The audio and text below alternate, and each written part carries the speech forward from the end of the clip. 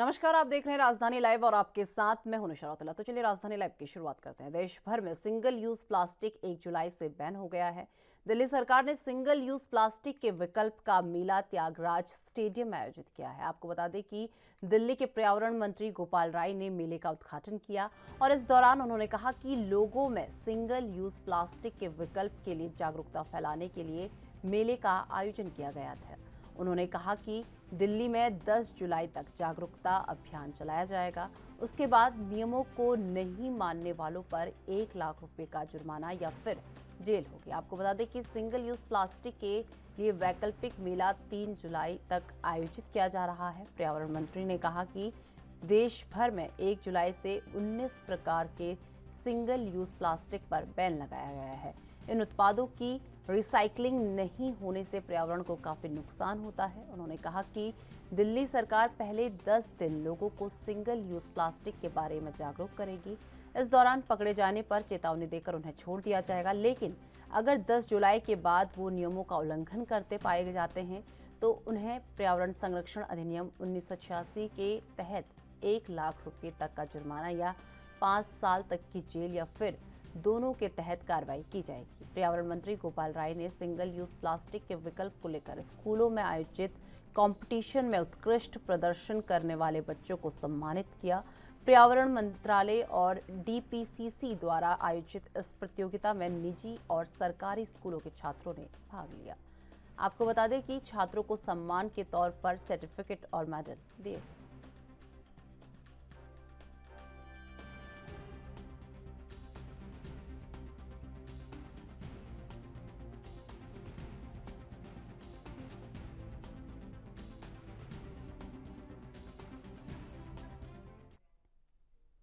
तो इस खबर पर अधिक जानकारी के लिए हमारे साथ हमारे संवाददाता राजीव तिवारी हमारे साथ जुड़ चुके हैं। राजीव, जिस तरीके से 1 जुलाई से यानी कि कल जो है सिंगल यूज प्लास्टिक को लेकर बैन लगा दिया गया है, तो राजीव, इसे लेकर दुकानदारों और लोगों में कितनी जागरूकता देखने को मिली है?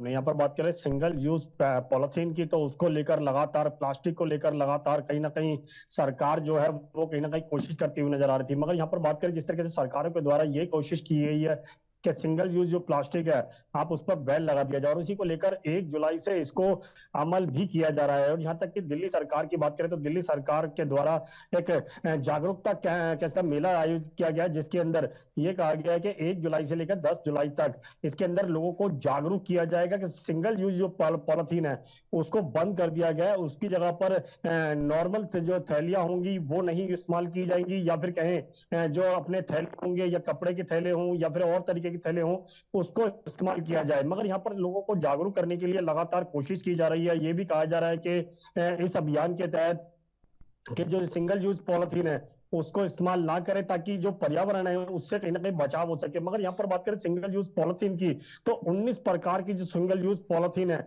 उसको कहीं ना कहीं बंद कर दिया गया है दिल्ली सरकार के द्वारा। मगर दिल्ली सरकार पर्यावरण को लेकर कहीं ना कहीं जागरूकता होती नजर आ रही है, लोगों को जागरूक भी करती नजर आ रही है। और ये भी कहा जा रहा है कि अगर आने वाले दिनों के अंदर कोई भी इसका मिस यूज करता है या फिर कहीं पॉलिथीन का इस्तेमाल करता है तो उसके ऊपर सख्त कार्रवाई की जाएगी, और यहाँ तक कि 5 साल की जेल भी की जा सकती है और 1 लाख रुपए का जुर्माना भी किया जा सकता है। मगर अभी 10 तारीख तक कहीं ना कहीं जागरूकता अभियान किया जाएगा। अगर उस 10 तारीख के बीच में यानी कि कोई भी व्यक्ति इसका इस्तेमाल करता हुआ पकड़ा जाता है तो उसको चेतावनी देकर छोड़ा जाएगा, और 10 तारीख के बाद कहीं ना कहीं जुर्माना और कह सकते हैं जेल दोनों ही की जा सकती है। जी राजीव, जिस तरीके से बात करें सिंगल यूज प्लास्टिक के लिए पर्यावरण मंत्री गोपाल राय ने कल जो है इसका उद्घाटन किया है, और इसी के साथ उनके द्वारा लोगों को क्या क्या संदेश इस दौरान दिया गया है?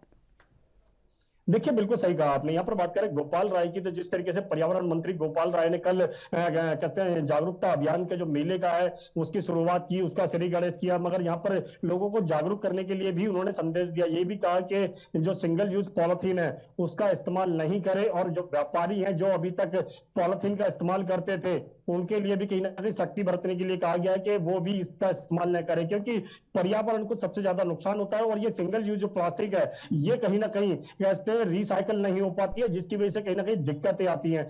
ऐसी पॉलिथीन या ऐसी प्लास्टिक का इस्तेमाल किया जाए जिसको जो रिसाइकल हो सके। मगर सीधे सीधे कहें तो 100 माइक्रो ओम की जो प्लास्टिक की जो कम से कम में जो प्लास्टिक है उसको कहीं ना कहीं बंद करने की बात की गई है। जो 100 माइक्रो ओम से जो ऊपर की प्लास्टिक है या फिर कहें जो पॉलिथीन है उसको इस्तेमाल किया जाए, यानी कि सीधे सीधे कहें तो कहीं ना कहीं 19 प्रकार की जो कहते हैं जो प्लास्टिक होती है वो उनको बंद कर दिया गया जो रिसाइकल नहीं हो पाती है। चाहे वो प्लास्टिक की बोतलें हो, प्लास्टिक की थैली हो, या फिर कहें जो मोबाइल कवर पर जो प्लास्टिक चढ़ाई जाती है वो हो, या फिर कहें और तरीके की प्लास्टिक हो, उनको सबको बैन कर दिया गया है। और 10 तारीख तक अभियान चलाया जाएगा ताकि लोगों को जागरूक किया जाए।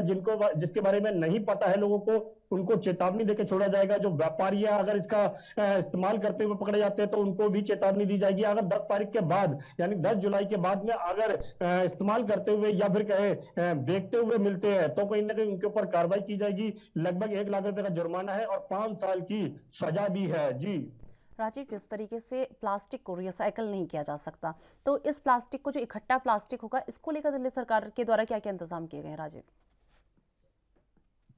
देखिए, बिल्कुल सही कहा आपने। यहाँ पर बात करें रिसाइकल प्लास्टिक की, तो जिस तरीके से रिसाइकल प्लास्टिक यूज नहीं हो पाती है, उसको रिसाइकल नहीं किया जा सकता है, तो कहीं ना कहीं सरकार की तरफ से पहल जरूर की गई है। और दिल्ली सरकार की बात करें तो दिल्ली सरकार हर बार पर्यावरण को लेकर कहीं ना कहीं जागरूकता अभियान करती है, लोगों को जागरूक करने की कोशिश की जाती है।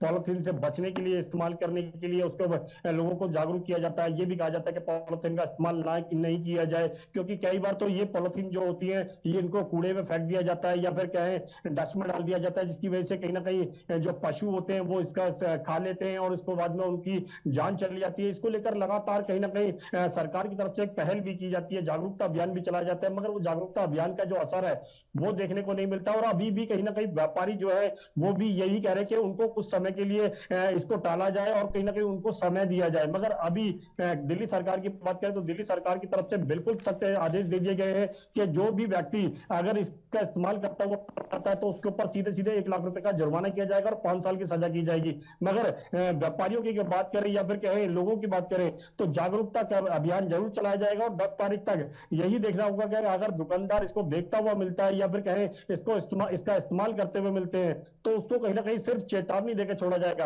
और 10 तारीख के बाद में अगर इसका इस्तेमाल बिल्कुल कंटिन्यू किया जाता है और उनको दोबारा से चेतावनी मिलती है तो चेतावनी नहीं दी जाएगी, सीधे सीधे उसके ऊपर जुर्माना किया जाएगा और उसको 5 साल के लिए जेल भी भेजा जाएगा। तो कहीं ना कहीं व्यापारी अभी तक सरकार के इस फैसले के खिलाफ होते हुए नजर आ रहे हैं, मगर कहीं ना कहीं सरकार ने जो कदम उठाया है उससे लगता है कि पर्यावरण के अंदर कहीं ना कहीं बदलाव जरूर होता हुआ नजर आएगा। जी तो चलिए, बहुत बहुत धन्यवाद राजीव हमारे साथ जुड़ने के लिए और ये तमाम जानकारी हमारे साथ साझा करने के लिए। तो आपको बता दें कि जल्द ही आजमगढ़ से एयरपोर्ट बनने वाले हैं और साथ ही अलीगढ़, श्रावस्ती, चित्रकूट और सोनभद्र में भी लोग हवाई सफर कर सकेंगे। इन 5 जिलों में हवाई अड्डों को विकसित किया जा रहा है। इसके लिए यूपी सरकार और एयरपोर्ट अथॉरिटी ऑफ इंडिया यानी AAI के बीच शुक्रवार को लखनऊ में करार हुआ है। MOU यानी मेमोरेंडम ऑफ अंडरस्टैंडिंग होने के बाद सीएम योगी आदित्यनाथ ने इस कार्यक्रम को संबोधित किया। सीएम योगी आदित्यनाथ ने कहा कि आजमगढ़ पूरब में है और वहां 5 साल पहले कोई सोच नहीं सकता था कि यहां एयरपोर्ट बनेगा।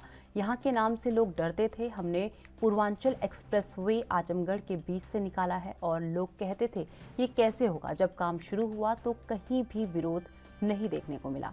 सीएम ने अलीगढ़ को लेकर कहा कि अलीगढ़ हार्डवेयर का महत्वपूर्ण केंद्र है और यहाँ यूपी डिफेंस कॉरिडोर का एक नोड स्थापित कर रहे हैं।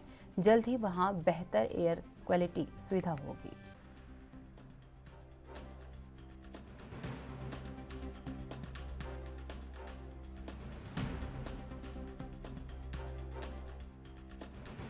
जल्द ही आजमगढ़ में एयरपोर्ट बनने वाले हैं और इसी के साथ आपको बता दें कि अलीगढ़, श्रावस्ती, चित्रकूट और सोनभद्र में भी लोग अब हवाई सफ़र कर सकेंगे। इन 5 जिलों में हवाई अड्डों को विकसित किया जा रहा है।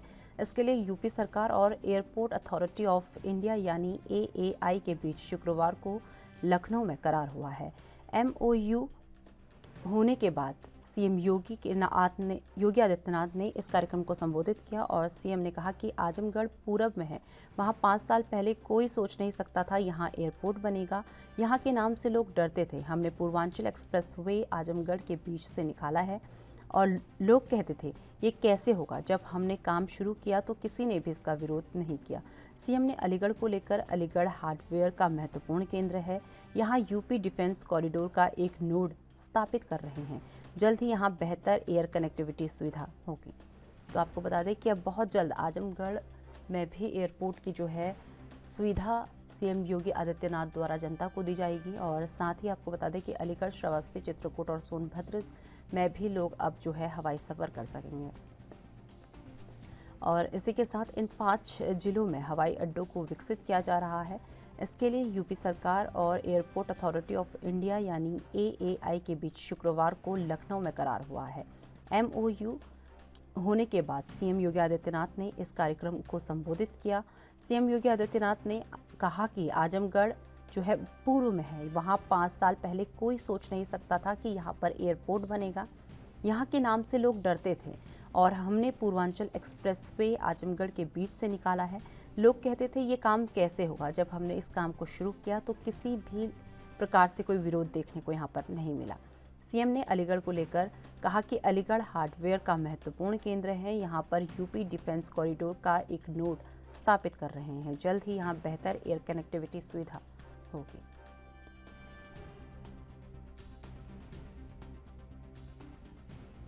तो आपको बता दें कि आजमगढ़ में को लेकर एक घोषणा की गई है, जिसमें सीएम योगी आदित्यनाथ ने कहा है कि आजमगढ़ में बहुत जल्द एक एयरपोर्ट बनने वाला है।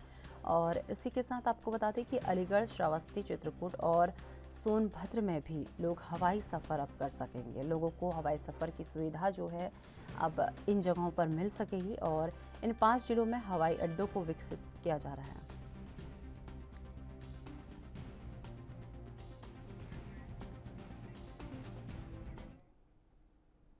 संगरूर लोकसभा उपचुनाव के आम आदमी पार्टी की हार के बाद सीएम भगवंत मान पहली बार दिल्ली पहुंचे। यहां उनकी पार्टी के संयोजक अरविंद केजरीवाल से मुलाकात की और इस मौके पर पंजाब से राज्यसभा सांसद राघव चड्ढा भी मौजूद हुए। संगरूर उपचुनाव परिणाम के लिहाज से ये मुलाकात काफ़ी अहम रही और आपको बता दें कि विधानसभा चुनाव में जीत के बाद पंजाब में आप उसे बरकरार नहीं रख सकी।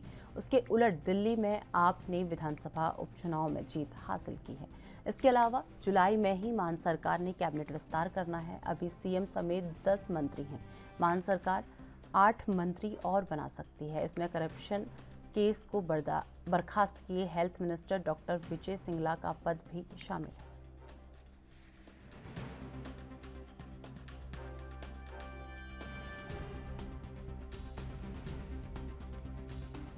तो आपको बता दें कि संगरूर लोकसभा उपचुनाव में आम आदमी पार्टी की हार के बाद सीएम भगवंत मान पहली बार दिल्ली पहुंचे। यहां उनकी पार्टी के संयोजक अरविंद केजरीवाल से मुलाकात की और इस मौके पर पंजाब से राज्यसभा सांसद राघव चड्ढा भी इस अवसर पर मौजूद रहे। आपको बता दें कि संगरूर उपचुनाव परिणाम के लिहाज से ये मुलाकात काफ़ी अहम मानी गई है और विधानसभा चुनाव में जीत के बाद पंजाब में आप उसे बरकरार नहीं रख सके। इसके उलट दिल्ली में आपने विधानसभा उपचुनाव में जीत हासिल की। इसके अलावा जुलाई में ही मान सरकार ने कैबिनेट विस्तार करना है। अभी सीएम समेत 10 मंत्री हैं।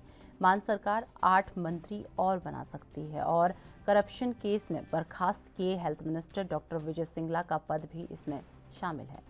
तो आपको बता दें कि संगरूर लोकसभा उपचुनाव में आम आदमी पार्टी को करारी हार का सामना करना पड़ा, जिसके बाद इसी विषय को लेकर जो सीएम भगवंत मान है वो दिल्ली पहुंचे और दिल्ली में मुख्यमंत्री अरविंद केजरीवाल से उनके द्वारा मुलाकात की गई और इस विषय पर चर्चा की गई।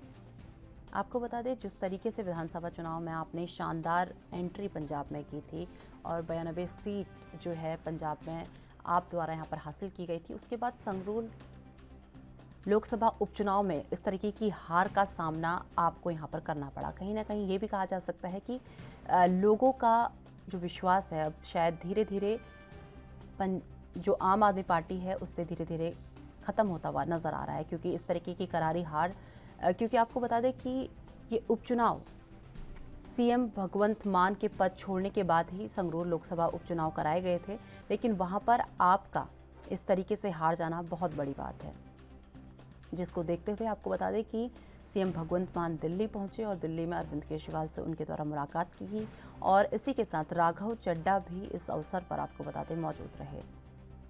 और इसी के साथ आपको बता दें कि जुलाई में ही मान सरकार अपने कैबिनेट का विस्तार कर सकती है और अभी सीएम समेत 10 मंत्री हैं। मान सरकार 8 मंत्री और बना सकती है।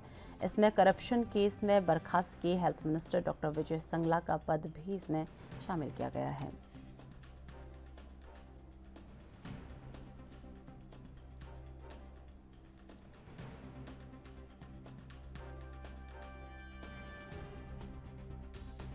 तो आपको बता दें कि संगरूर लोकसभा उपचुनाव में आम आदमी पार्टी की हार के बाद सीएम भगवंत मान पहली बार आपको बता दें कि दिल्ली पहुंचे हैं और यहां उनकी पार्टी के संयोजक अरविंद केजरीवाल से उनकी मुलाकात हुई है और इस मौके पर पंजाब से राज्यसभा सांसद राघव चड्ढा भी इस अवसर पर आपको बता दें कि मौजूद रहे। संगरूर उपचुनाव परिणाम के लिहाज से ये मुलाकात काफ़ी अहम मानी जा रही है और विधानसभा चुनाव में जीत के बाद पंजाब में आप उसे बरकरार नहीं रख सकते।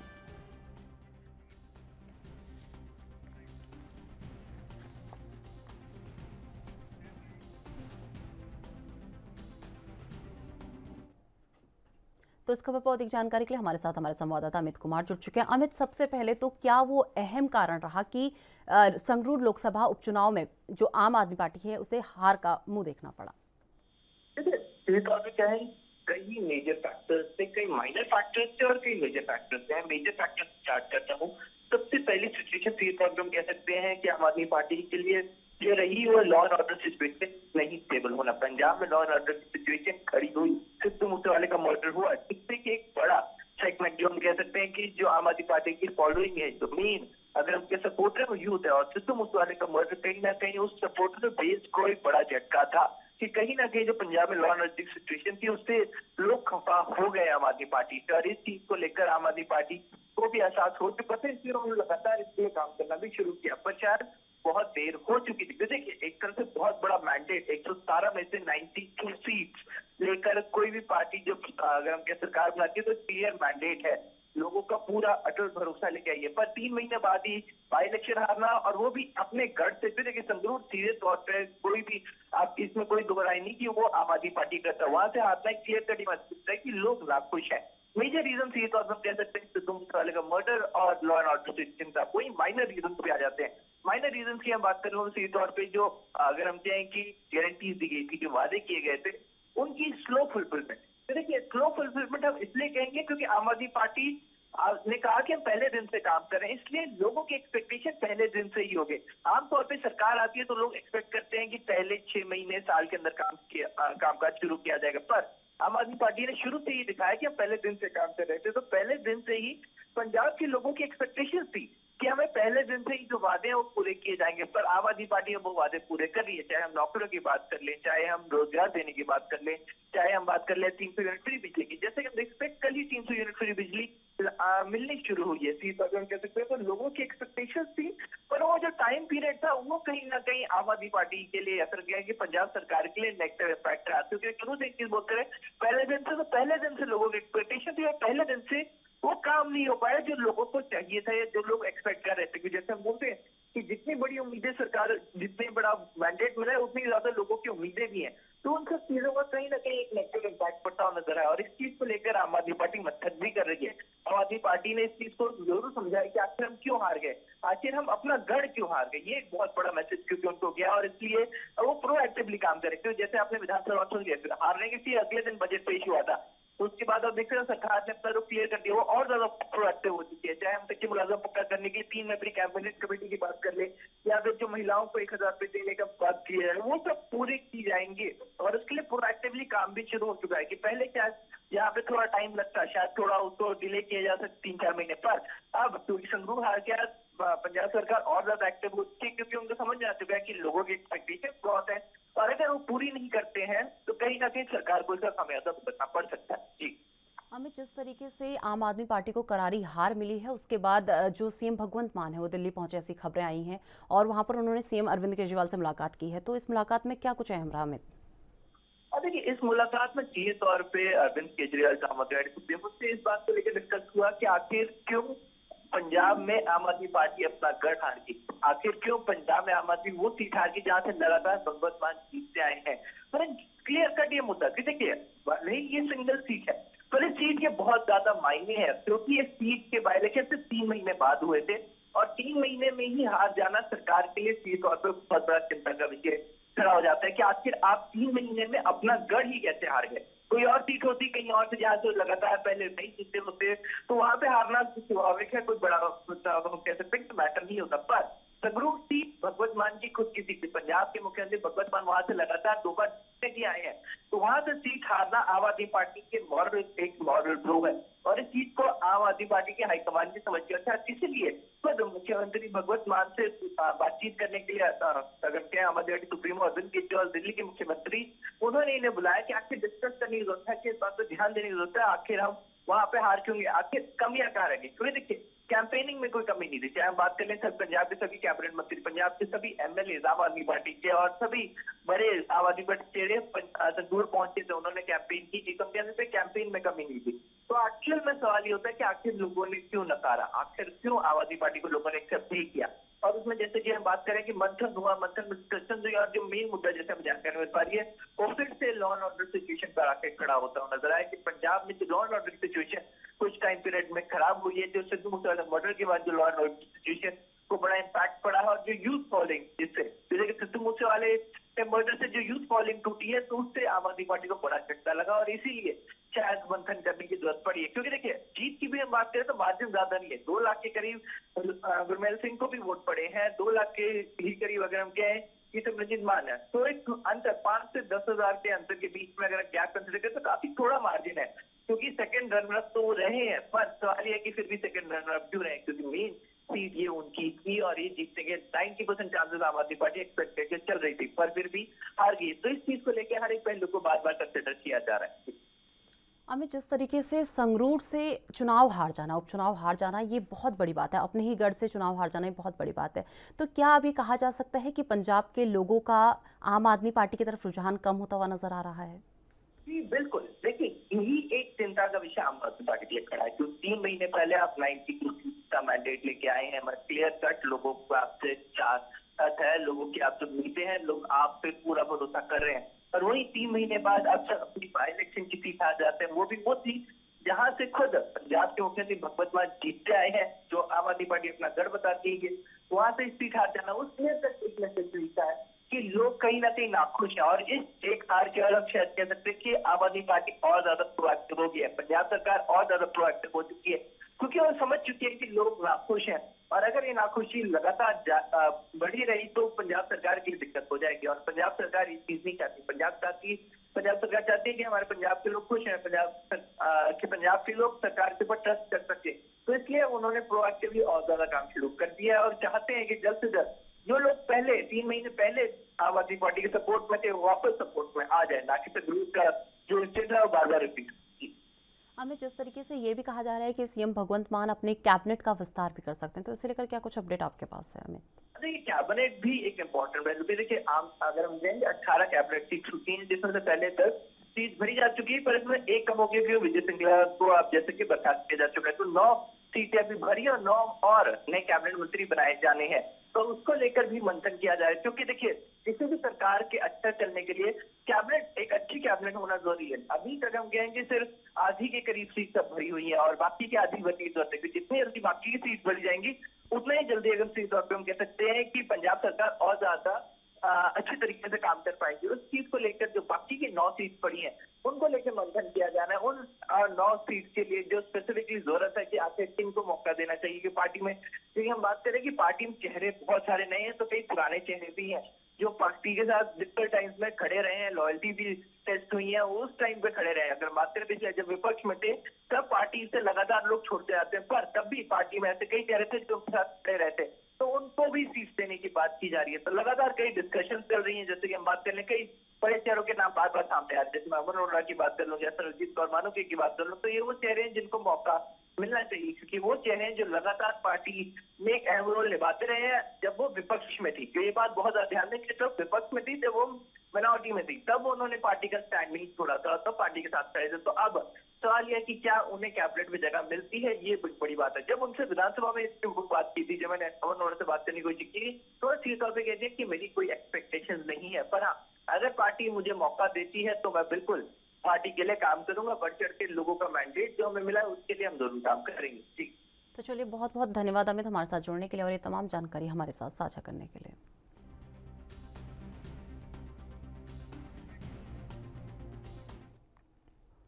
मुख्यमंत्री बनने के बाद शिंदे का बड़ा फैसला सामने आया है। आपको बता दें कि मेट्रो कार्ड शीट को वापस आर्य कॉलोनी में शिफ्ट करने का आदेश उनके द्वारा दिया गया है। महाराष्ट्र की नई सरकार ने मेट्रो कार्ड शीट बनाने को लेकर एक बड़ा फैसला लिया है और उद्धव ठाकरे के फैसले को पलटने की तैयारी में है। आर्य में मेट्रो कार्ड शीट बनाने को लेकर शिंदे सरकार ने एडवोकेट जनरल से सरकार का पक्ष अदालत में रखने को कहा है। इस मुद्दे को लेकर एक बार फिर से राज्य में सियासी खेल शुरू हो गया है।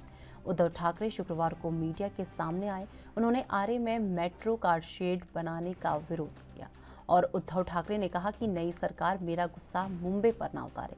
शिंदे की पहली कैबिनेट में मेट्रो कार्ड शेड को लेकर आए आदेश पर उद्धव ठाकरे ने शिवसेना भवन में पत्रकारों से वार्ता करते हुए कहा कि मेरे खिलाफ जो करना है करें, नई सरकार उसे कर सकती है, लेकिन मेरा गुस्सा मुंबई पर ना उतारे। मैंने पहले ही कहा था आर्य वाला प्लांट मत लो, वहाँ जंगल है, इसमें वन्य जीवों का आशियाना उजड़ जाएगा। उद्धव पर बीजेपी के दिग्गज नेता किरीट सोमैया ने शिंदे के फैसले का स्वागत करते हुए कहा कि उद्धव सरकार ने सिर्फ माफियागिरी की है, काम तो अब शुरू होगा। आर्य मेट्रो कार शेड हम अब कांजूर में वापस ला रहे हैं और आर्य में विकास का काम हम करेंगे। उद्धव ठाकरे ने 2.5 साल तक मेट्रो की वाट लगाई और हाईकोर्ट ने पहले ही कहा था कि कांजूर कारशेड को शिफ्ट नहीं किया जा सकता। मुंबई में मेट्रो का ये कारशेड बनने करीबन 136 हेक्टेयर जमीन की ज़रूरत है, पर अभी तक राजनीतिक विरोध और रोड़े के कारण ये प्रोजेक्ट किस लोकेशन में बनाया जाएगा, ये अभी तक तय नहीं किया गया है।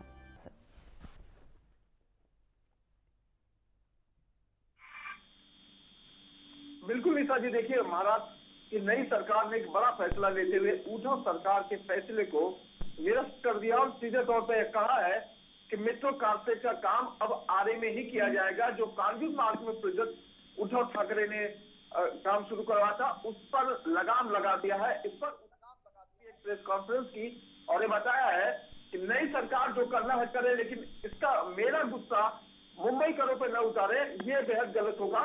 क्योंकि उन्होंने जो प्रोजेक्ट पर रोक लगाई थी उसका महज कारण ये था कि वन्य जीव इससे प्रभावित होंगे और पर्यावरण प्रदूषित होगा, इसलिए उन्होंने वन को काटने का निर्देश नहीं दिया था। लिहाजा पूरा मामला कोर्ट में गया।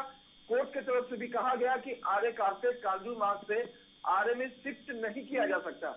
लिहाजा उद्धव सरकार ने इसे कांजूर मार्ग में ही बनाने का परमिशन दिया था, जिसका काम चल रहा था। लेकिन अब नई सरकार आने के बाद फिर से एक बार यह निर्णय लिया गया है कि आर्य कारशेड जो का काम है वो आर्य जंगल में ही किया जाएगा। हालांकि इस दौरान 2500 से ज्यादा पेड़ काटे गए थे, जिसका मामला कोर्ट में गया था। तमाम पर्यावरण प्रेमियों ने इसका जमकर विरोध किया था। काफी लंबी लड़ाई लड़ी गई थी, लेकिन जिस तरह से उद्धव सरकार ने इस पर रोक लगाई थी, इस रोक से लेकर अब कहीं न कहीं नई सरकार एकनाथ शिंदे की सरकार ने इसे चैलेंज किया है और वही बनाने का निर्देश दिया। सत्यप्रकाश, जिस तरीके से बात कर रहे हैं, इस बड़े फैसले के बाद जो है उद्धव ठाकरे का रिएक्शन भी सामने आया, जिसमें उन्होंने कहा है कि मेरा गुस्सा मुंबई पर ना उतारें, ऐसा भी उनके द्वारा कहा गया है। बिल्कुल, लगातार जिस तरह से नई एकनाथ शिंदे की सरकार जो है बड़े बड़े फैसले की तरफ बढ़ रही है, ऐसे में सबसे चैलेंजिंग है कि उद्धव ठाकरे ने जो फैसला लिया है उससे ज्यादातर चैलेंज माना जा रहा है, क्योंकि वही फैसले लिए जा रहे हैं जो उद्धव ठाकरे ने लिए जाते। सीधे तौर पर आर्य कारशेड मुंबई का सबसे बड़ा प्रोजेक्ट है, प्रकल्प है मेट्रो को लेकर, जिस पर काम चल रहा था। लेकिन अब सीधे तौर पर नई सरकार ने इसे ये कह दिया कि आर्य कारशेड का काम आर्य कॉलोनी में ही होगा, आर्य के जंगल में ही होगा। इसको लेकर उद्धव ठाकरे ने 1.5 साल एक प्रेस कॉन्फ्रेंस की। प्रेस कॉन्फ्रेंस के दौरान उन्होंने इसका नाराजगी जताई और ये कहा है कि नई सरकार जो करना है करे, लेकिन मुंबई करों पर मेरा गुस्सा न उतारे। यानी कि उद्धव सरकार के साथ जो नाराजगी है, उसकी नाराजगी मुंबई करो या मुंबई में नहीं उतारना चाहिए, क्योंकि वो प्रोजेक्ट जो प्रकल्प जो रोका गया था उसका महज कारण ये था कि उससे वन्य जीव प्रभावित हो गए, पर्यावरण दूषित होगा। पर्यावरण को बचाने के लिए उन्होंने इस तरह का बड़ा फैसला लिया है। निशा, एक और मैं बात बता देना चाहता हूँ, क्योंकि उद्धव सरकार ने वन्य जीवों को बचाने के लिए आर्य जंगल के 600 हेक्टेयर जमीन को वन्य जीवों को संरक्षित कर दिया था, यानी कि जिससे किसी भी पेड़ की कटाई न हो सके। लेकिन लेकिन एक बार फिर से अगर आरे जंगल में आरे कारसेट बनाया जाता है तो जाहिर तौर पर बेहद नुकसान होगा, पेड़ों को कटाई करना बेहद जरूरी हो जाएगा, क्योंकि ये सारे पेड़ जो है प्रकृति को बाधित होंगे। सत्यप्रकाश, जिस तरीके से बात की जाए इस फैसले को लेकर, जिस तरीके से पर्यावरण को नुकसान यहाँ पर होना बताया जा रहा है, तो पर्यावरण को ध्यान में रखते हुए शिंदे सरकार द्वारा क्या कुछ इंतजाम किए गए हैं? जिस तरीके से पहले भी इस पर काफी पेड़ काटे गए थे, तो इसे लेकर पर्यावरण का नुकसान ना हो, इसे लेकर क्या कुछ फैसले यहाँ पर लिए गए हैं?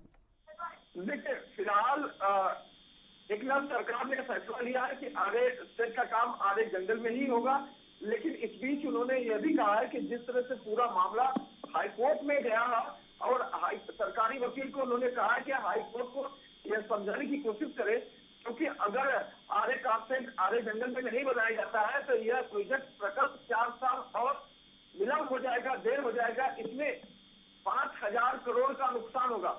तो इस नुकसान से और इस देरी से बचने के लिए केंद्र सरकार ने इस तरह का फैसला लिया है, लेकिन इस पूरे मामले में कोर्ट का क्या रुख होता है वो देखना बेहद जरूरी होगा।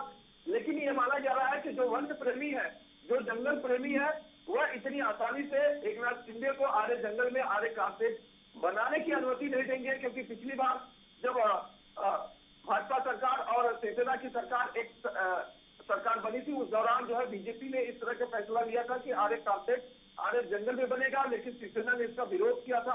लिहाजा विरोध के चलते तमाम सैकड़ों की संख्या में वन प्रेमी जो है उन्होंने इसका विरोध किया और विरोध करते समय कई पेड़ों को काटनी जो है उसको रोका गया था। लेकिन एक बार फिर से फैसला आया है तो जाहिर तौर पर इस मामले को लेकर कहीं कहीं बहुत बड़ा बवाल होने की उम्मीद है, क्योंकि लगातार लोगों में कहा जा रहा है कि एक बार फिर से उद्धव सरकार के फैसले को चैलेंज देकर जो है एकनाथ सरकार आरे कारसेट की परमिशन दे रही है।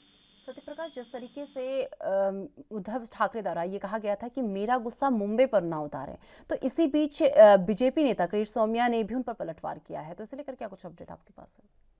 देखिए, बिल्कुल कृष्ण सौम्या लगातार शिवसेना पर आक्रामक रहते हैं। ऐसे में जिस तरह से उद्धव ठाकरे ने प्रेस कॉन्फ्रेंस किया, उन्होंने सीधे तौर पर कहा कि उद्धव सरकार ने कुछ काम तो नहीं किया, अब हमारी सरकार काम कर रही है, हमें काम करने दे और काम होके रहेगा, क्योंकि सरकार को जो निर्णय होगा वो बेहद फायदेमंद होगा। क्योंकि उन्होंने भी बताया कि रोजाना 4 करोड़ का नुकसान हो रहा है। ऐसे में जिस तरह से ये पिछले 2 सालों से लंबित प्रोजेक्ट चल रहा है, ऐसे में 5,000 करोड़ का नुकसान होने की अंदेशा जताया जा रहा है। इस नुकसान को रोकने के लिए भारतीय जनता पार्टी ने इतना बड़ा फैसला लिया है, एकनाथ शिंदे ने इतना बड़ा फैसला लिया है। हालांकि इस पूरे मामले पर उप मुख्यमंत्री देवेंद्र फडणवीस ने अपनी प्रतिक्रिया दी है और कहा है कि आरे कारसेट का काम अब तक हो जाना चाहिए, लेकिन 4 साल की देरी में 5,000 करोड़ का नुकसान हुआ है। ऐसे में सरकार को इस पे जल्द से जल्द अमल करना चाहिए और हमारा जो फैसला है वो वही रहेगा जो हमने पहले कहा। तो चलिए, बहुत बहुत धन्यवाद सत्यप्रकाश हमारे साथ जुड़ने के लिए और ये तमाम जानकारी हमारे साथ साझा करने के लिए। तो आपको बता दें कि भाजपा राष्ट्रीय कार्यकारिणी की बैठक के लिए मुख्यमंत्री जयराम ठाकुर 1 जुलाई यानी पिछले दिन ही नालागढ़ से हैदराबाद के लिए रवाना हो चुके हैं और हैदराबाद के इंटरनेशनल कन्वेंशन सेंटर में 2 दिवसीय यानी आज 2 जुलाई से 3 जुलाई तक होने वाले इस बैठक में हिमाचल प्रदेश से मुख्यमंत्री जयराम ठाकुर के अलावा पार्टी प्रदेश अध्यक्ष सुरेश कश्यप और संगठन मंत्री पवन राणा भी भाग लेंगे। इसके साथ ही केंद्रीय सूचना प्रसारण मंत्री अनुराग ठाकुर भी इस बैठक में मौजूद रहेंगे। इससे पहले सीएम जयराम ठाकुर सोलन जिले में होने वाली भाजपा विधायक दल की बैठक में भाग लेंगे। यहां एनडीए की राष्ट्रपति पद की उम्मीदवार द्रौपदी मुर्मू के आने की संभावना जताई जा रही है। माना जा रहा है कि 2 दिवसीय इस बैठक में हिमाचल और गुजरात विधानसभा चुनाव के लिए विशेष चर्चा भी बुलाई जा सकती है। 2024 लोकसभा चुनाव का रोड मैप तैयार होगा। पार्टी सूत्रों से प्राप्त जानकारी के अनुसार 2 दिन तक चलने वाली बैठक में 2024 लोकसभा चुनाव पर और इस साल के अंत में कुछ राज्यों में होने वाले विधानसभा चुनाव पर प्रस्ताव लाए जा सकते हैं। इसके अलावा एक सत्र पार्टी की नई नीतियों और आगामी कार्ययोजना पर भी हो सकता है। इस साल के अंत में गुजरात और हिमाचल प्रदेश में विधानसभा चुनाव होने हैं। इसके बाद मेघालय, नागालैंड, त्रिपुरा, कर्नाटक, छत्तीसगढ़, मध्य प्रदेश, मिजोरम, राजस्थान और तेलंगाना में 2023 में विधानसभा चुनाव होने हैं। ऐसे में इन सभी राज्यों के विधानसभा चुनाव को लेकर भी इस बैठक में चर्चा होने की संभावना जताई जा रही है।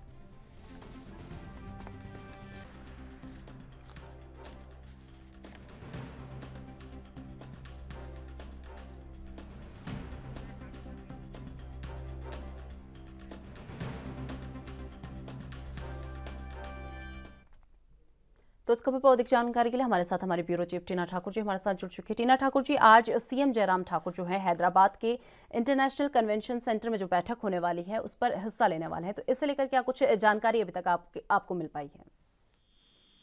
जी देखिए, ये आज से ये शुरू होगी जो 2 दिवसीय राष्ट्रीय कार्यकारिणी की जो बैठक है भाजपा से। और इसमें जो हिमाचल से हैं मुख्यमंत्री जयराम ठाकुर के अलावा जो संगठन मंत्री है पवन राणा और पार्टी के जो प्रदेश अध्यक्ष हैं सुरेश कश्यप, वो इसमें भाग लेंगे। और इसके अलावा जो है केंद्रीय मंत्री अनुराग ठाकुर जो राष्ट्रीय स्तर पर पार्टी का नेतृत्व कर रहे हैं, वो भी चुनावों की चर्चा में भी भाग ले सकते हैं। और यहाँ पे जो है जैसे आपने पहले ही बताया, हिमाचल और गुजरात विधानसभा चुनाव की विशेष चर्चा भी इस बैठक में बुलाई जा सकती है, क्योंकि माना जा रहा है कि राष्ट्रीय कार्यकारिणी के बाद जो है भाजपा हिमाचल में पूरी तरह से चुनावी अभियान शुरू कर देगी। और जो यहाँ पर है जो रणनीति है आगामी विधानसभा चुनाव के लिए, उस पर बेहद गंभीर जो चर्चा होगी और उसके जो रणनीति भाजपा बनाएगी वहाँ पर, उसी के अनुसार हिमाचल भाजपा यहाँ काम करेगी।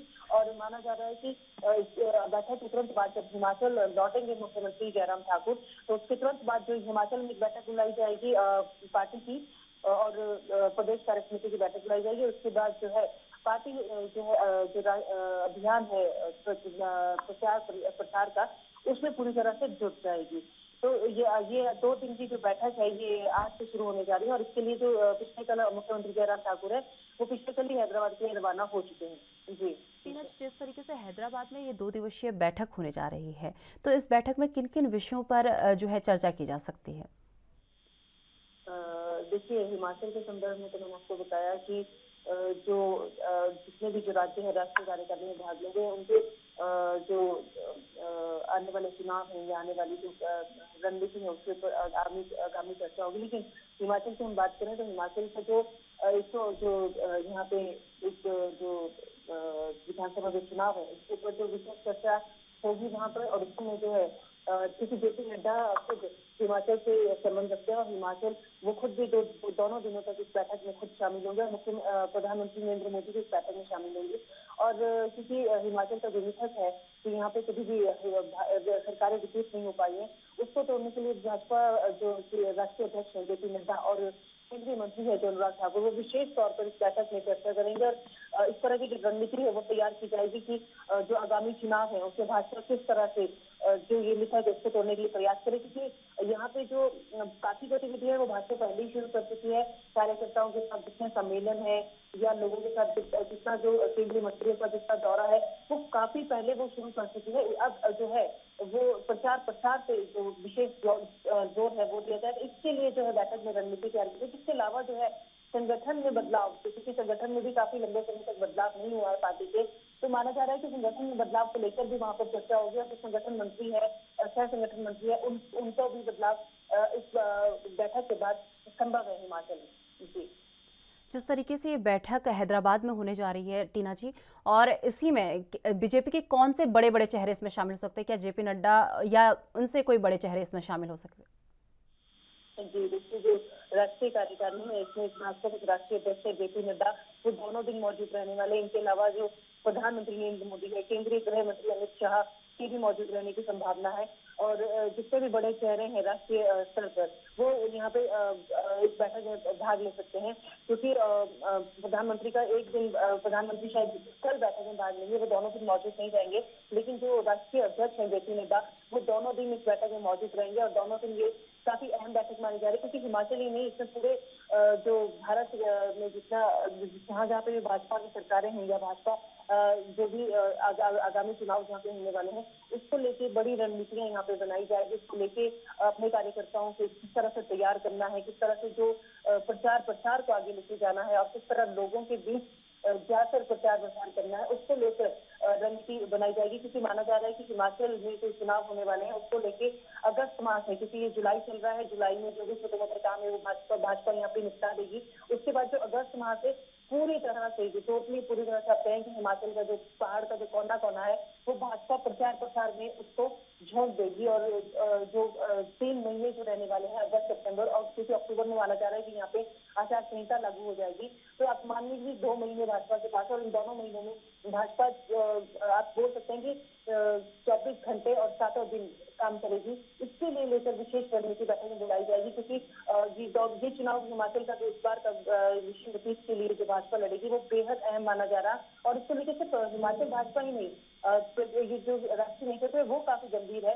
और इसका अंदाजा आप इसी बात से लगा सकते हैं कि राष्ट्रीय अध्यक्ष जेपी नड्डा वो हिमाचल से चुनाव लड़ते हैं और जो प्रधानमंत्री नरेंद्र मोदी वो बार बार हिमाचल आ रहे हैं। तो ऐसे में जो हिमाचल है उनके टारगेट पर है और उसको लेकर विशेष चर्चा, हिमाचल के जो चुनाव है उसको लेकर विशेष चर्चा प्रधानमंत्री नरेंद्र मोदी, राष्ट्रीय अध्यक्ष जेपी नड्डा, केंद्रीय मंत्री अनुराग ठाकुर के साथ इसको जो चुनाव आने वाले उसको लेकर विशेष बैठक इन 2 दिनों में होगी वहां पर। तो चलिए, बहुत बहुत धन्यवाद टीना जी, आप हमारे साथ जुड़ी और आपने हमारे साथ ये तमाम जानकारी साझा की।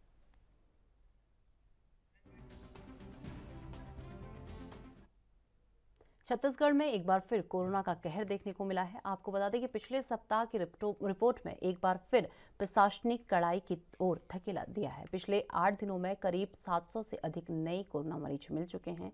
27 जून के बाद से लगातार 100 से अधिक मरीज मिल रहे हैं। अगर रोजाना के आंकड़ों की बात की जाए तो 24 जून को 82 लोग, 25 जून को 92 लोग और 26 जून को 98 लोग, 27 जून को 125 लोग, 28 जून को 186 लोग और 29 जून को 126 नए कोरोना पॉजिटिव मरीज जो है मिले हैं।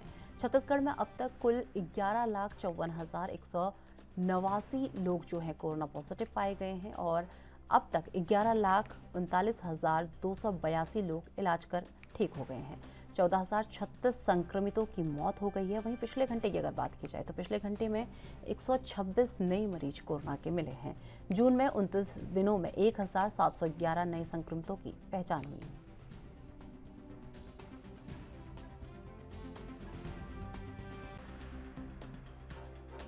तो आपको बता दें कि छत्तीसगढ़ में एक बार कोरोना के भयावह आंकड़े जो है सामने आने लगे हैं और 24 घंटे में आपको बता दें कि 126 मरीज जो हैं छत्तीसगढ़ में मिले हैं और इसी के साथ लगातार कोरोना के मरीजों में जो है वृद्धि होती जा रही है। और 8 दिनों में अगर आप पिछले 8 दिनों और 7 दिनों की बात की जाए तो काफ़ी कोरोना का कहर यहाँ पर देखने को मिल रहा है और इसी के चलते सरकार द्वारा भी लगातार इसके लिए इंतजाम किए जा रहे हैं। कोरोना गाइडलाइंस का पालन करने के लिए लोगों को कहा जा रहा है। तो ये आंकड़े जो लगातार बढ़ रहे हैं, एक तरीके से डराने वाले ये आंकड़े सामने आ रहे हैं। तो पिछले 24 घंटे की अगर बात करें तो 126 मरीज जो हैं इस कोरोना की चपेट में आए हैं और लगातार जो कोरोना का ग्राफ है वो अब बढ़ता जा रहा है।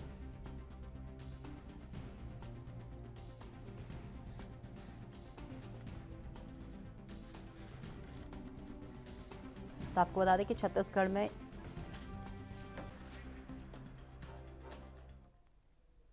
तो फिलहाल वक्त हो चुका एक छोटे से ब्रेक का। ब्रेक के बाद फौरन हाजिर होता है।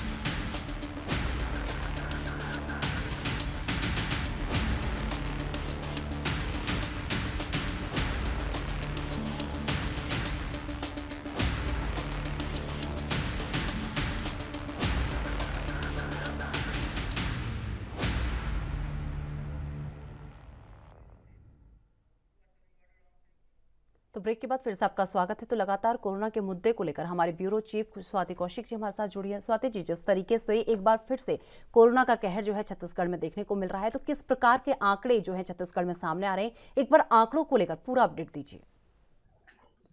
देखिए निशा, कोरोना के आंकड़े वापस से बढ़ रहे हैं। ये बहुत चिंता का विषय है। प्रदेश में लगभग पिछले 7 से 8 दिन में देखें तो 7 से 800 केसेस आए हैं पूरे प्रदेश में।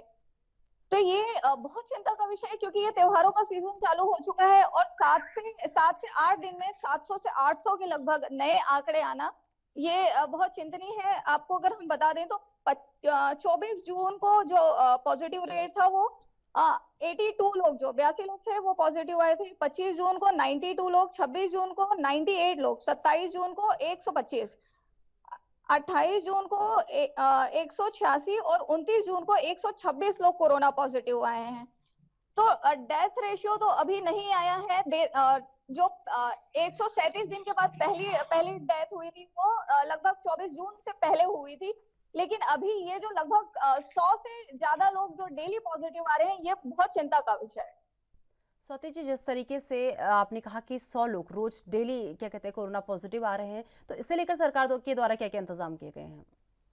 देखिए, सरकार के द्वारा पूरी सख्ती बरती जा रही है। प्रशासनिक अमले एकदम इसमें दुरुस्त हो चुके हैं और वापस प्रशासन की तरफ से गाइडलाइन जारी कर दी गई है। मास्क के लिए, सैनिटाइजर के लिए, बाजारों में भीड़ कम हो इसके लिए, लोग कैसी सावधानी बरतें इसके लिए, स्कूलों और कॉलेजों में भी वापस से गाइडलाइन दे दी गई है कि ज्यादा से ज्यादा लोग दूरी बनाकर रखें और अपने अपने स्वास्थ्य का ध्यान रखें, मास्क का वापस ज्यादा से ज्यादा उपयोग करें। इस तरह की जो तमाम गाइडलाइंस है वो सरकार द्वारा जारी कर दी गई है। और निशा, इसमें एक ये भी चीज महत्वपूर्ण देखने के लिए आई है कि सरकार द्वारा लगातार बूस्टर डोज के लिए लोगों से आग्रह किया जा रहा है कि जो भी लोग इसमें क्राइटेरिया में आते हैं, जिनका भी बूस्टर डोज अभी बचा हुआ है, जो क्राइटेरिया में लोग आ रहे हैं, चाहे वो फ्रंट लाइन वर्कर हो, चाहे वो एज्ड लोग हो, जिनकी उम्र हो चुकी है, उन सभी को सरकार लगातार ये अनुरोध कर रही है, ये प्रयास कर रही है कि उनसे ज्यादा से ज्यादा उन तक बूस्टर डोज पहुंच सके। स्वाति जी, जिस तरीके से आपने कहा कि कोरोना गाइडलाइंस जो है जारी कर दी गई है, तो अब सवाल ये उठता है कि क्या छत्तीसगढ़ के लोग इन कोरोना गाइडलाइंस का पालन कर रहे हैं? देखिए, अभी जो कल हमने देखा, जो आम जनता है जगन्नाथ रथ यात्रा में शामिल हुई, तो जनता के बीच में अभी वापस से इतना अवेयरनेस नहीं फैला है कि क्या वाकई में, क्योंकि ये अगर हम देखें पूरे प्रदेश के आंकड़े को कि 123 करोड़ के लगभग जो जनता है, उसमें डेली 100 लोग जो पॉजिटिव आ रहे हैं, इसको उस फिगर में नहीं देखा जा रहा है, उस नंबर्स में नहीं देखा जा रहा है। बट दुर्ग और रायपुर जिला चूंकि ज्यादा प्रभावित हो रहा है, यहाँ से मैक्सिमम नंबर ऑफ पेशेंट्स निकल रहे हैं, तो इस लिहाज से ये बहुत इंपॉर्टेंट हो जाता है। लेकिन जनता के बीच में वापस से अभी वो जो पहली बार और दूसरी बार का जो दौर था, पैंडेमिक का जो सिचुएशन था, वो वापस उस लिहाज में अभी जनता सीरियस नहीं दिख रही है। स्वाति जी, जिस तरीके से आपने कहा कि डेली 100 के आसपास जो है आंकड़े सामने आ रहे हैं, डेली 100 के आसपास जो कोरोना पॉजिटिव लोग सामने आ रहे हैं, लेकिन अब सवाल ये उठता है कि इनमें कौन कौन से जो है सिम्टम्स, कौन कौन से लक्षण इनमें दिखाई दे रहे हैं? देखिए, अभी जो जितने भी पेशेंट्स आए हैं, इसमें मैक्सिमम पेशेंट निशा होम आइसोलेशन के हैं। इसमें जो सामान्य बुखार और सर्दी खांसी वाले लक्षण है वो ही देखे जा रहे हैं। Until and unless कोई पेशेंट ऑलरेडी पहले से ही किसी भयंकर बीमारी से ग्रसित नहीं है, उन लोगों को हॉस्पिटल की जरूरत नहीं पड़ रही है, क्योंकि मैक्सिमम जो लोग हैं, छत्तीसगढ़ की जो जनता है, उनको वैक्सीन लग चुका है, तो जिसकी वजह से कहीं ना कहीं वो बचे हुए भी हैं। उनको डॉक्टरों तक पहुंचने की जरूरत तो है, बट डॉक्टरी इलाज के लिए अस्पताल तक पहुंचने की जरूरत नहीं पड़ रही है, वो घर में ही ठीक हो जा रहे हैं। तो जो सामान्य लक्षण है इस बार कोरोना के, उसमें सर्दी बुखार जैसे ही लक्षण देखे जा रहे हैं। स्वाति जी, जिस तरीके से आपने यहाँ पर वैक्सीनेशन की बात की, तो छत्तीसगढ़ में अभी तक कितना वैक्सीनेशन हो चुका है? जी निशा, देखने में आया है, अभी जो आंकड़े बता रहे हैं, अभी छत्तीसगढ़ में वैक्सीनेशन के परसेंट 90% के लगभग चल रहा है। जी स्वाति जी, जिस तरीके से अगर बात कर रहे हैं, लोगों जिस तरीके से जो केस हैं वो बढ़ते जा रहे हैं, तो इसे लेकर लोगों ने क्या प्रिकॉशंस लिए हैं? देखिए, लोग अपनी तरफ से, चूंकि कुछ लोगों की मानसिकता होती है, ये जन सामान्य की मानसिकता है कि हमने दोनों डोज लगवा लिया है, तो कुछ लापरवाही लोगों की तरफ से होती है। लेकिन सरकारी गाइडलाइन के हिसाब से सबको मास्क यूज करना, सैनिटाइजर यूज करना, ये वापस से बोल दिया गया है। तो हम इसको मानकर चल रहे हैं कि धीरे धीरे जनता वापस इसके लिए अवेयर होगी। तो चलिए, बहुत बहुत धन्यवाद, आप हमारे साथ जुड़े, आपने हमारे साथ ये तमाम जानकारी साझा की। तो आपको बता दें कि उत्तराखंड के देहरादून में बीजेपी की बड़ी कार्रवाई देखने को मिली है। रुड़की मेयर गौरव गोयल को पार्टी से बाहर का रास्ता दिखा दिया गया है और आपको बता दें कि बीजेपी प्रदेश अध्यक्ष मदन कौशिक के निर्देश पर यह कार्रवाई की गई है।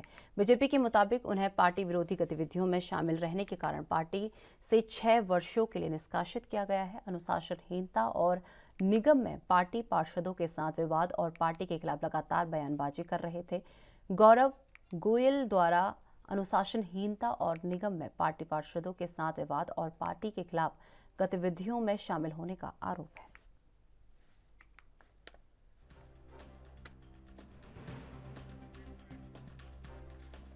तो आपको बता दें कि उत्तराखंड के देहरादून में बीजेपी की बड़ी कार्रवाई देखने को मिली है, जहां पर रुड़की मेयर गौरव गोयल को पार्टी से बाहर का रास्ता दिखा दिया गया है। आपको बता दें कि बीजेपी प्रदेश अध्यक्ष मदन कौशिक के निर्देश पर यह कार्रवाई की गई है। बीजेपी के मुताबिक उन्हें पार्टी विरोधी गतिविधियों में शामिल रहने के कारण पार्टी से 6 सालों के निष्कासित कर दिया गया है और अनुशासनहीनता और निगम में पार्टी पार्षदों के साथ विवाद और पार्टी के खिलाफ लगातार बयानबाजी कर रहे थे। गौरव गोयल और पर अनुशासनहीनता और निगम में पार्टी पार्षदों के साथ विवाद और पार्टी के खिलाफ गतिविधियों में शामिल होने का आरोप है।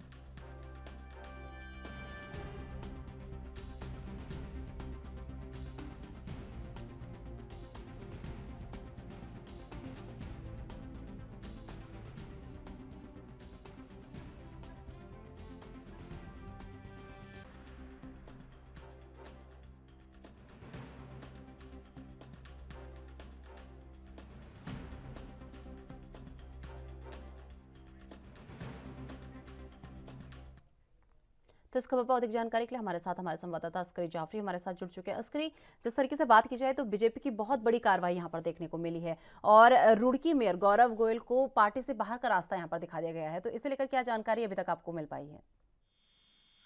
देखिए निशा, जिस तरह से कल खुद जो बीजेपी के प्रदेश अध्यक्ष मदन कौशिक, उन्होंने एक बड़ी कार्रवाई करते हुए रुड़की के जो मेयर हैं गौरव गोयल, उनको 6 साल के लिए पार्टी से उनका निष्कासन कर दिया है।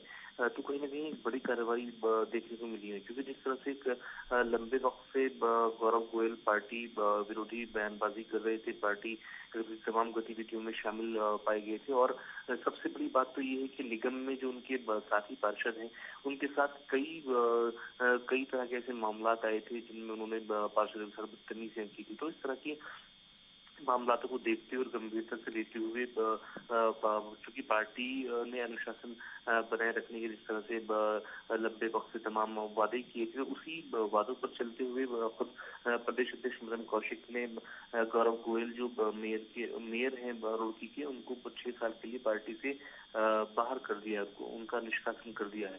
तो कहीं ना कहीं बड़ी कार्रवाई देखने को मिल रही है, जिससे और भी तमाम जो नेता हैं भविष्य में, तमाम जो ऐसे नेता हैं जो हमेशा विवादों में घिरे रहते हैं या अपने जो कार्यकर्ता हैं, छोटे कार्यकर्ता हैं, उनके साथ बदतमीजी करते हैं, उनके लिए एक सबक के रूप में भी इसको देखा जा रहा है। क्योंकि जिस तरह से गौरव गोयल की लगातार तमाम ऐसे मामला आ रहे थे, जो उनके साथी पार्षद हैं, वो अगर अपने काम के लिए उनके पास आते थे तो कई बार नोकझोंक हो जाती थी। इस तरह के मामला सामने आए थे, जिसको भारतीय जनता पार्टी ने बहुत गंभीरता से लेते हुए कल जो है गौरव गोयल रुड़की के मेयर हैं, उनको निष्कासित कर दिया है 6 साल के लिए। और ये तमाम जो कार्रवाई है बीजेपी के प्रदेश अध्यक्ष मदन कौशिक के निर्देश पर हुई है और एक जो है आपसी जो समझबूझ है शीर्ष नेताओं के साथ जो है मशवरे के बाद, विचार विमर्श के बाद ये निर्णय लिया गया है। जी, तो चलिए, बहुत बहुत धन्यवाद अस्करी, आप हमारे साथ जुड़े और आपने ये तमाम जानकारी हमारे साथ साझा की।